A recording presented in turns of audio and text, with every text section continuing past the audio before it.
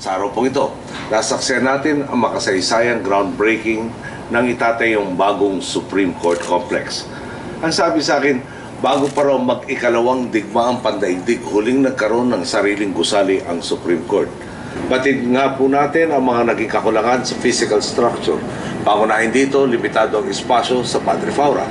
Tuloy, apektado ang inyong serbisyo at mga operasyon. Lahat ng problema ito, matutugunan ng itatayong bago at modernong SC Complex. Sa unang pagkakataon, sa loob ng 7 dekada, tuluyan ng magkakaroon ng sariling tahanan ang ating Korte Suprema. Dahil nga batay sa Green Building Principles ang disenyo ng ipagagawang gusali, inaasahang aabot sa 65.78 milyong piso kada taon ang matitipid sa maintenance at utility expenses nito. Naging posible ang lahat ito dahil sa maayos na pagpaplano at ugnayan ng ekutibo, hudikatura at legislatura. Moderno at dekalidad nga ho itong itatayong bagong complex ninyo at makabago ang makagamitang ilalagay dito.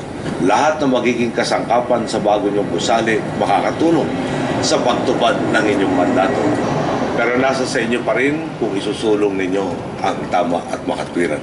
Today we have broken ground and started the process of building the court's new home, finally in its own name.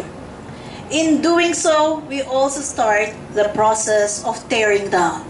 We tear down all obstacles that hinder us from keeping our oath to our people, even as we build on the faith that they have reposed on us. It is our hope that we may, in all humility, prove equal to that faith.